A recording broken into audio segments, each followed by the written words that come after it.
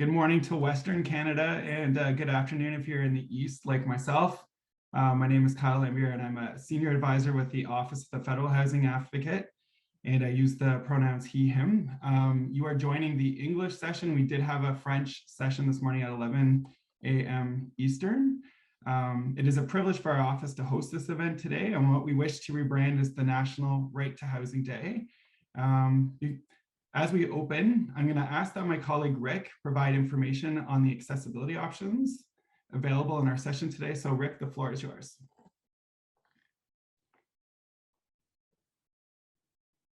Oh, Rick, you're on mute.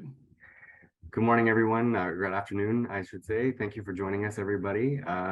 We would like to just point out that, as you can probably tell, we have sign language support for those in need of that, spotlighted for everyone to see. That will remain the case throughout the entire session.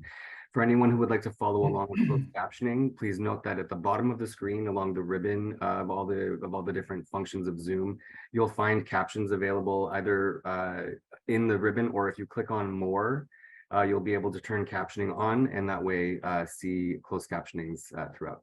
Thank you very much, and Okay. So as we begin, I wish to also express that I have the gift of speaking to you from the ancestral and unceded lands of the Algonquin Anishinaabe, colonial known as Ottawa. As this event is virtual, I want to recognize the ancestral lands and territories of First Nation, Inuit, and Métis people from across the nation. This land acknowledgement is a commitment to the relationship we share, and we are building together with Indigenous peoples, one based on friendship, peace, mutual respect, and reconciliation. As I speak these words, I'm also fully aware of the failure of successive governments, and the people of Canada honor past commitments. We must earn the trust of Indigenous people through our actions. The housing and homelessness crisis in Canada reminds us of the impact of our failures and shows us how far we need to meet our obligations. So for people who are joining on this call, the chat function, you may mention, include your name in what territorial area you are visiting or viewing from in the chat function. Today marks the 5th anniversary of the National Housing Strategy, which was announced in 2017, 22 months after the National Housing Strategy Act was passed by Parliament in 2019, or before, I should say. In a moment, Canada's first housing advocate, Marie-Josée Houle, will deliver a speech that calls upon the federal government to renew the National Housing Strategy to be aligned with the human rights principles within the Act. While the National Housing Strategy was a welcome re-engagement of the federal government in upholding the human right to housing, you will hear today from the Federal Housing Advocate that the evidence shows the need to renew the National Housing Strategy to ensure that is delivering the results for the most disadvantaged. Last Thursday, on November 17th, the Federal Housing Advocate, who I will introduce in a moment, moderated a panel discussion to highlight the urgent need to overhaul Canada's National Housing Strategy. The discussion provided the opportunity to hear from people with lived experience of homelessness and precarious housing, as well as advocates for Indigenous housing about reforms to Canada's housing and policies and human rights-based solutions to the current housing crisis. I invite you to go to the National Right to Housing webpage to view the panel presentation, which will be posted in a couple of days, as well as to learn about their efforts to call upon the federal government to renew the National Housing Strategy to be aligned with the principles of the Acts.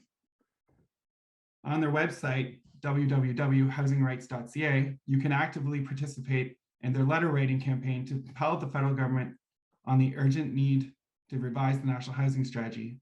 At their website, click the Take Action button. Before I ask Rick to play a video in 2 minutes, that's 2 minutes, to provide an overview of the mandate of the Federal Housing Advocate and the accountability mechanisms of the Act, I'd like to introduce Marie-Josée Houle. This video is instructive as some of our viewers today who are less familiar with the Act, as well as the new mandate here at the Canadian Human Rights Commission. Following the video, I'll invite Marie-Josée to deliver her message. But now it is my pleasure to introduce to you Marie-Josée Canada's first federal housing advocate. Mary Jose was appointed this year in February. Mary Jose uses the pronouns she, her. We'll speak of her lived experience in her remarks. Mary Jose also comes to us as an experienced leader who is recognized for her activism, experience in human rights, and knowledge of the housing system. Her role is to amplify and work alongside Indigenous communities and those who have experienced housing need and homelessness. Mary Jose, who has been actively involved in advocacy work at the national, provincial, and community level, and indeed in her message today is one of the importance of activism, or advocacy rather, in speaking to the need to revitalize the national housing strategy. Mary Jose, or MJ as she allows us to call us at work, was born in Val-d'Or, raised in Edmonton. In addition to her kindness as a leader, she is also a professional singer, songwriter, and accordionist. We look forward to hearing from you, MJ, after the video. So Rick, over to you to play the video.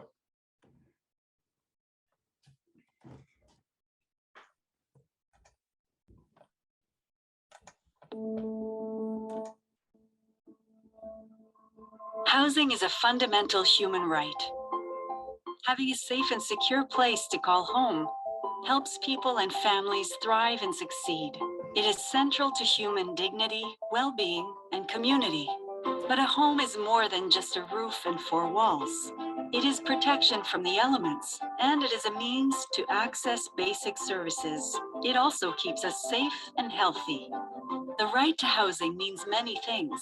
For example, it means you're able to get adequate housing that is affordable and meets your needs. It means you can access housing without discrimination or harassment, and you feel safe in your home.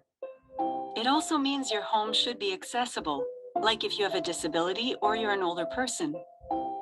Many people in Canada still live in housing that does not meet these standards, and many do not have a place to live at all.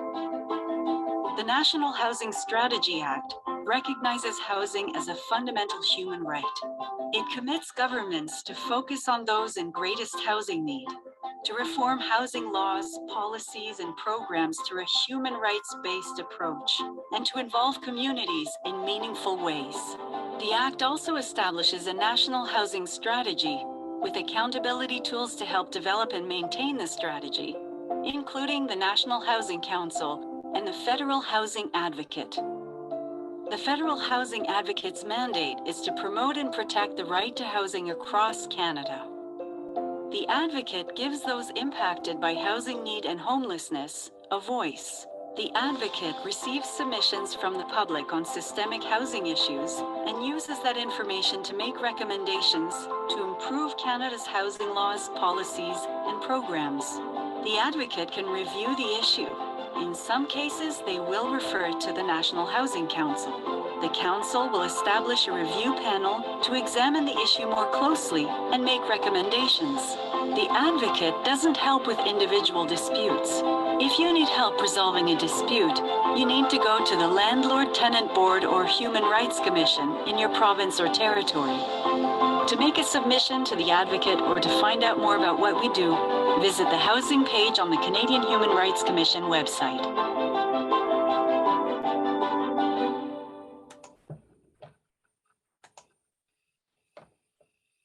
Hello everyone, bonjour tout le monde. I'd like to begin by acknowledging the gift of speaking with you from the ancestral and unceded land of the Anishinaabe Algonquin Nation, colonially known as Ottawa.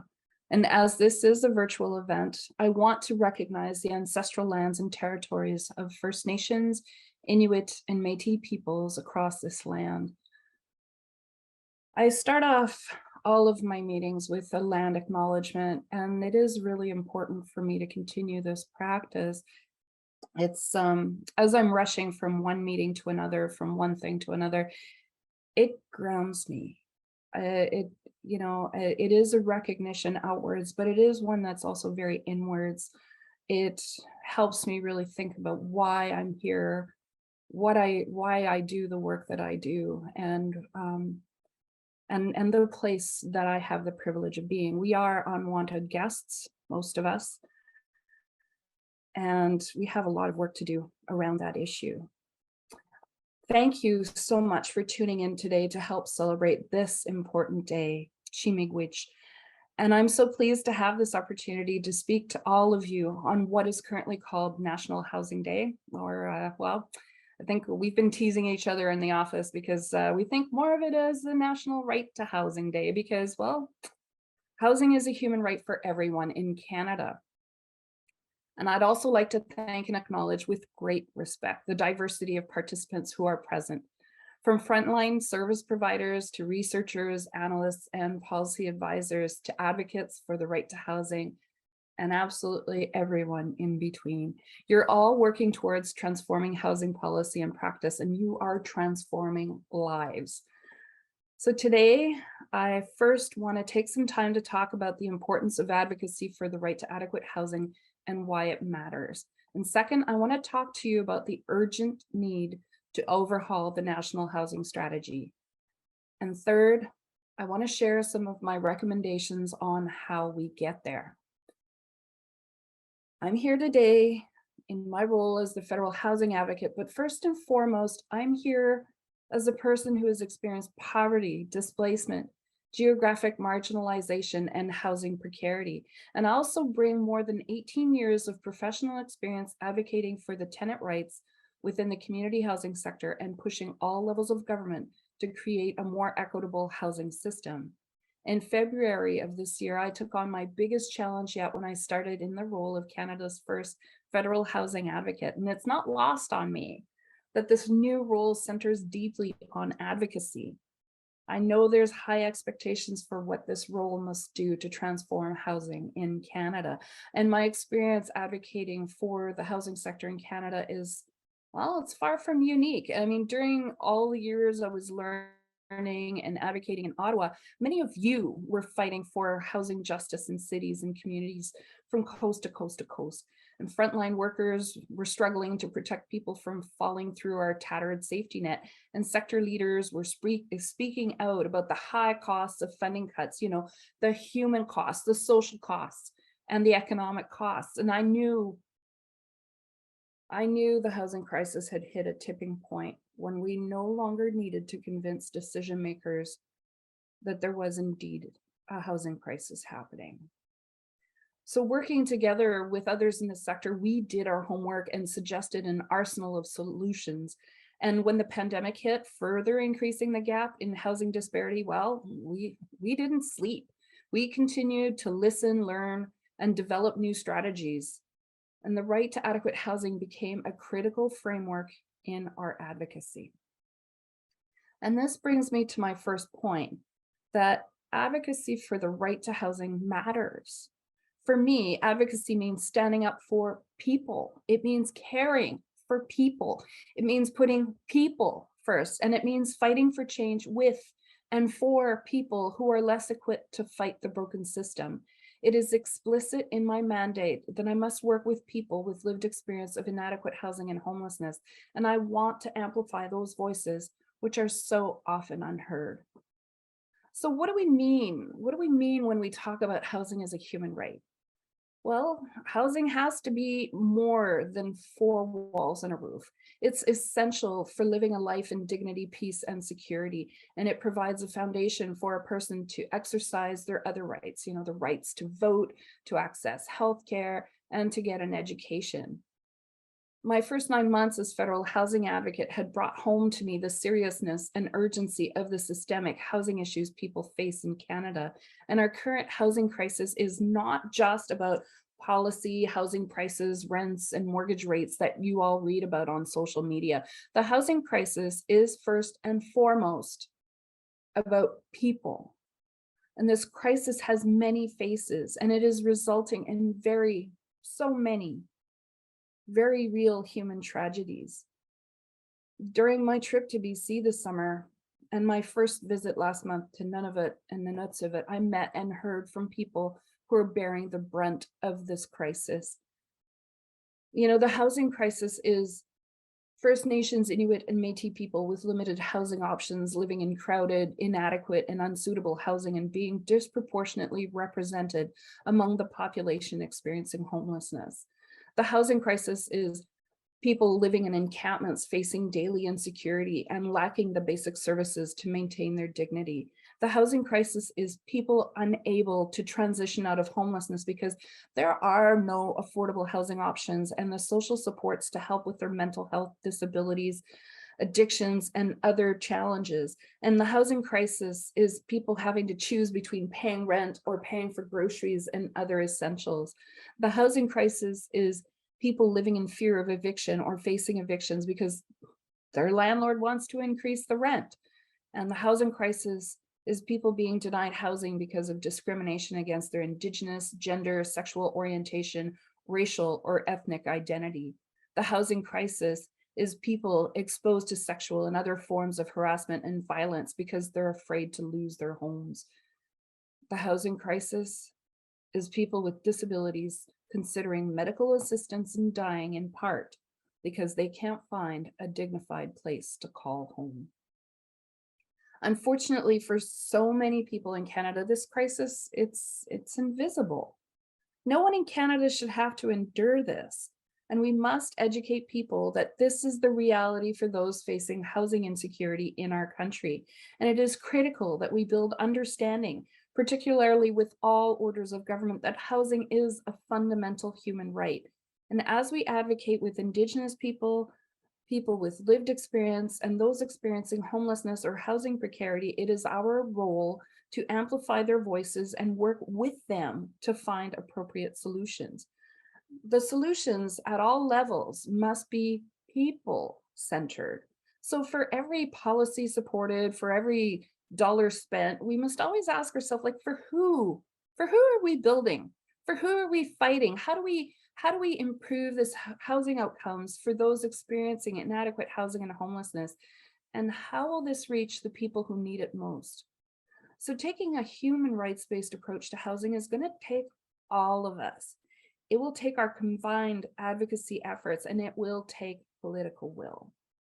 Together, our voices are louder and our work is more powerful. And we need to work with rights holders experiencing inadequate housing and homelessness. We need the nonprofit sector and academics to be part of the solution. And we need landlords to recognize their social responsibility and be part of the effort. We need all orders of government to recognize their human rights obligations and roll up their sleeves to focus on the root causes of this crisis. As federal housing advocate, I look forward to working with all of you to make that right to housing a reality. So this brings me to my second point. Where and how should we apply our advocacy to address the housing crisis? In Canada, we need to recognize that the housing crisis has been simmering since the federal government disengaged from non-market housing in the 90s. The pandemic, it exacerbated the number of people experiencing homelessness and shone a spotlight on issues of housing insecurity, unaffordability, and discrimination. But none of these problems, however, they didn't appear overnight. They evolved because of chronic underfunding of non-market housing and policy choices. Yes, choices that have treated housing as a commodity rather than a fundamental human right. And in 2017, the federal government recognized the need to re-engage, and they developed the National Housing Strategy as Canada's flagship program to address the housing crisis. In 2019, the federal government passed the National Housing Strategy Act, and the act recognized housing as a fundamental human right and recommitted the government to fulfilling this right for everyone. This 10-year, $72 billion strategy is our best chance to reverse the housing and homelessness crisis. The Auditor General's report last week adds to the growing evidence that the strategy is not delivering for those in greatest need. And sadly, there's a very large disconnect between the aspirations of the Act and the delivery of the strategy. And on top of that, well, the world's a very different place than when the strategy was introduced 5 years ago, and we've experienced an unprecedented pandemic and resulting economic crisis. So the strategy needs to evolve. It must be updated to reflect the post-pandemic realities and bring it into full alignment with the human right commitments of the Act. And it must focus on people most in need. It must prioritize people who who are homeless and prevent new homelessness. It must look at the reality of the housing market for renters, not just those in a position to own their homes. So as we reach the midway mark of the strategy today, it's been 5 years. This is the 5th anniversary. It's critical that we acknowledge its shortcomings and commit to renewing the plan. So for every one new affordable home built with support from the National Housing Strategy, Canada loses 4 existing affordable homes in the private market. And a report commissioned by the National Housing Council concluded, and I quote, "Relatively few new units produced by the strategy thus far could lift low-income households out of core housing need." The evidence shows that, with the exception of the Rapid Housing Initiative, most of the new homes funded by the National Housing Strategy programs would have been built anyway. The strategy is unnecessarily financing what the market is already producing. And to date, the strategy has been focused on building supply without meaningful targets to deliver housing for those in greatest need. Supply is not, like, it's only part of the solution, and simply building 3.5 million new units of private market housing will not address the housing needs of low-income households and those who face discrimination and exclusion in the market. And we have endured 30 years of policies based on the theory that economic gains will trickle down to those at the bottom of the income spectrum. Clearly, this is not happening, and we're in a housing crisis and seeing the emergence of mass homelessness in one of the world's wealthiest countries. It's time to take a new approach which prioritizes non-market housing. We need investments in housing that will truly be affordable in perpetuity. And public investments in housing must deliver long-term benefits to the community. While the federal re-entry into this space in 2015 is welcome, we all know that there's so much work to do, and Canada's non-market housing supply sits at 4%. Compared to other countries, which sits at 20. Fortunately, we have a framework to make this happen. The National Housing Strategy Act legislated a human rights-based approach to housing, and the act applies to everyone, including the private sector. So it's not enough to pay lip service to human rights-based approach to housing. We need real accountability, and we need to start truly implementing a human rights-based approach to housing. First and foremost, this means focusing existing and future programs, policies, and strategies on achieving positive outcomes for people, not just counting dollars spent and units built. And while the right to adequate housing is enshrined in National Housing Strategy Act, and the National Housing Strategy includes human rights principles, the language of human rights is rarely used in these, by government at any level. We need ministers and social officials or senior officials and everyone delivering housing programs to integrate human rights principles when designing policies and programs. And we need them to adopt outcomes-based strategies and use human rights language in public. This requires a concerted effort to change the discourse and build awareness and understanding across the country. Housing in Canada must not just be seen as a commodity or a driver of the GDP. Housing is a social determinant of health to fully realize human potential. In 2019, the government formally recognized the right to housing in legislation through the National Housing Strategy Act. But as I said earlier, there is a disconnect. People are suffering. People are dying. So as we mark the midpoint of the strategy today, it's time now to deliver on that recognition and fully commit Canada to realizing the right to adequate housing for everyone in Canada. Last March, in one of my first acts as advocate, I wrote to the minister calling for a revision of the strategy to bring it into line with the human rights commitments of the Act. And I shared a series of fact sheets and recommendations developed in collaboration with the National Right to Housing Network, the People's National Housing and Homelessness Network, Bruce Porter and Steve Pomeroy. And I've voiced my concerns in face-to-face meetings with the minister, but we're still not seeing transformative changes that we need to see. And I am disappointed by the responses from government so far. They need to use the language of human rights in responding and stop parroting budget announcements and unit numbers. The government needs to embrace human rights language and tailor programs to those in greatest need. And the Auditor General's report echoes these conclusions, but it won't be enough to overcome the institutional inertia to overhaul the national housing strategy. I mean, the evidence is in, we need to act now. And this brings me to my third point. Where do we go from here? As I've highlighted, the National Housing Strategy is failing to deliver on its goals of eliminating homelessness and housing need, and it is not meeting the needs of disadvantaged groups. New programs added to the strategy over the past 5 years have not been adequate to keep pace with the evolution of Canada's housing crisis, and we must refocus the strategy and ensure it focuses around people.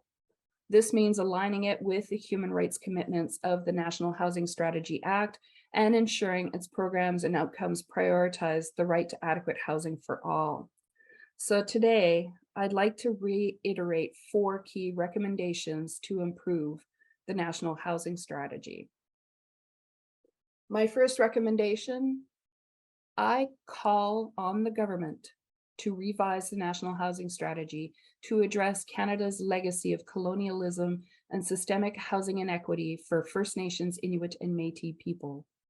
Most urgently, it must support the rapid delivery of a for Indigenous, by Indigenous, urban, rural, and Northern Indigenous housing strategy. And it must ensure the distinctions-based strategies equip Indigenous governments to respond to the housing crisis in their communities. My second recommendation, I call on the government to revise the strategy to ensure its programs are purpose-built to address the needs of disadvantaged groups, particularly people experiencing housing precarity and homelessness. And this includes expanding the Canada Housing Benefit to help low-income people stay housed and cope with inflation.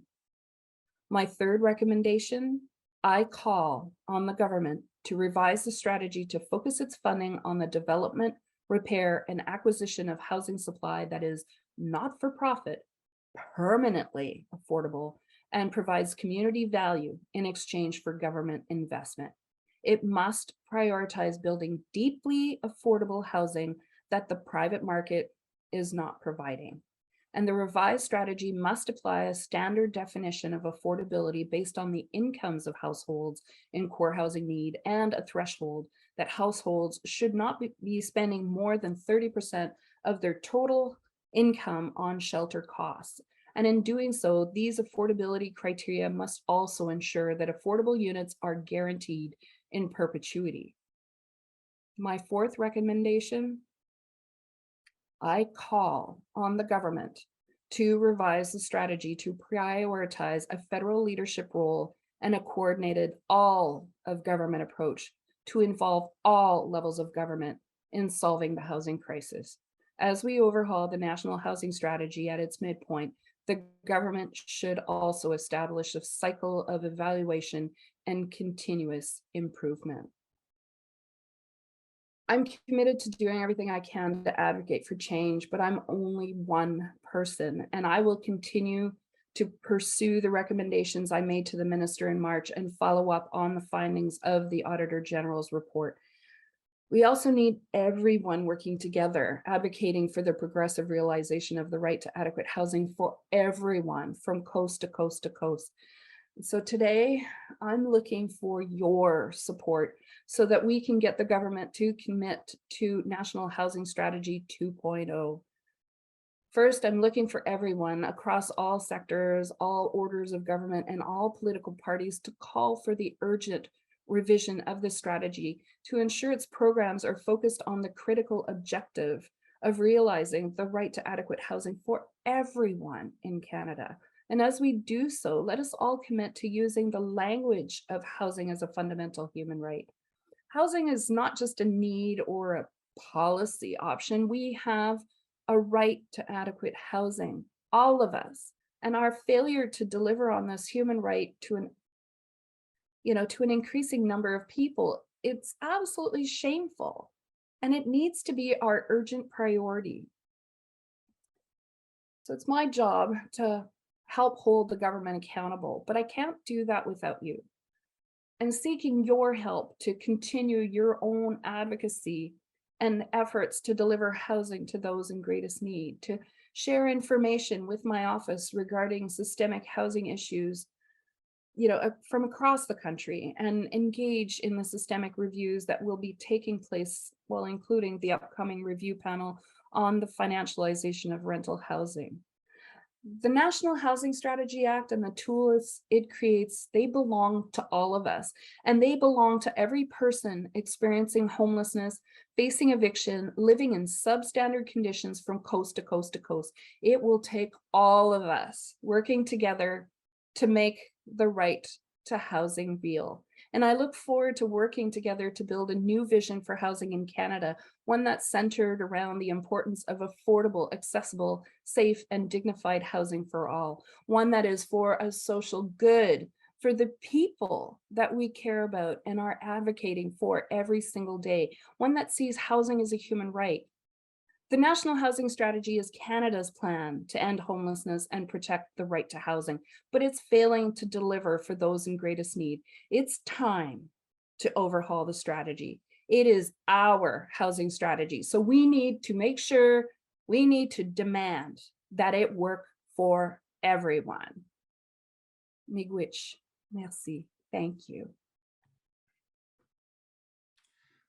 So thank you so much, Marie-Josée, for your delivery of the speech and your messages today. Super important and impactful. I would say, and I saw a little comment in the notes about note taking, so I hope you're pleased to know that there is a statement made available immediately on the Canadian Human Rights website with the recommendations and summary form. And my colleague Ian pointed out that we'll have a video of this presentation in the coming days.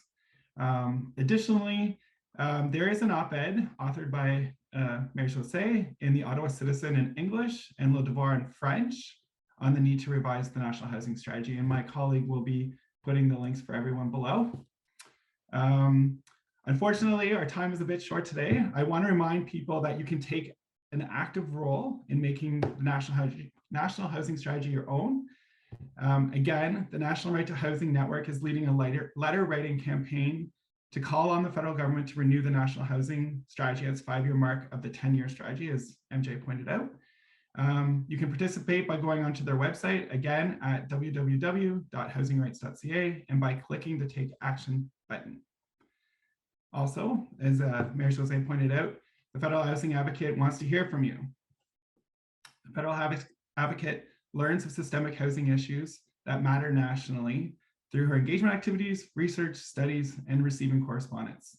One method of reaching out to the Federal Housing Advocate includes writing to her via an online submission tool. The tool can be found at the Canadian Human Rights website by going underneath the Housing tab. A key role of the Federal Housing Advocate is to amplify the voices of those impacted by inadequate housing and homelessness.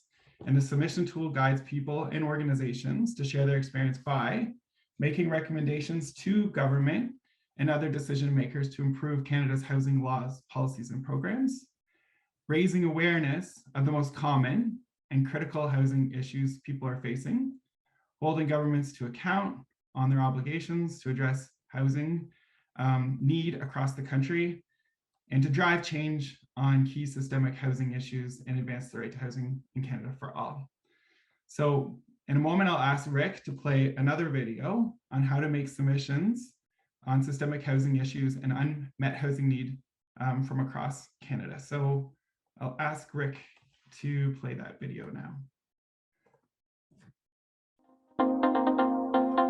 Housing is a human right, but many people in Canada live in housing that does not meet basic standards. Some do not have a place to live at all. The Office of the Federal Housing Advocate helps promote and protect the right to housing in Canada. The Advocate pushes for change on systemic housing issues. They make recommendations to improve Canada's housing laws, policies, and programs and make sure that Canada is following its human rights obligations. One of the ways the advocate pushes for change is by amplifying the voices of people impacted by inadequate housing and homelessness. The advocate receives submissions from the public on systemic housing and homelessness issues across Canada. If you have experienced homelessness or have had problems with your housing, you can make a submission to the advocate using an online submission tool. Organizations can also make a submission to the advocate. We want to hear your stories and experiences. The advocate does not help to solve individual housing cases, but reporting your problem is crucial for understanding and taking action on widespread systemic housing issues. By sharing your experience, you are helping the advocate drive system-wide change and advance the right to housing for everyone in Canada. Making a submission to the advocate using our submission tool is quick and easy. The submission form will ask you to describe your experience. Tell us how you think problems like yours should be resolved. The form will ask you optional information about your socioeconomic background so we can understand who is impacted most by systemic problems. Finally, we will need to know how to contact you. These submissions will help the advocate examine housing issues more closely, identify solutions, and hold government to account. If the advocate decides to review the issue you wrote about, we might contact you to help us with the review and provide more information. Another way the advocate pushes for change is by reporting on the submissions in their annual report. This report is submitted to the minister responsible for housing. By making a submission, you are helping get the right to housing on the agenda. Your voice matters. For more information, visit the housing page on the Canadian Human Rights Commission website.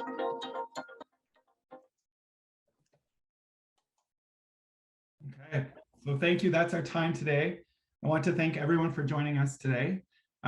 Again, we do invite you to participate in the campaign to renew the National Housing Strategy. So to do so, again, visit housingrights.ca. And should you wish to connect with our office, the Office of the Federal Housing Advocate, you may contact us using our email that will be on the screen, or I'll read it out loud. It's housing-logement@chrc-ccdp.gc.ca. So thank you so much. And there'll be a closing slide, I believe, to give that information so you can take note of it. Or it'll be in the comments, which appears to be the case. Have a good afternoon, everyone.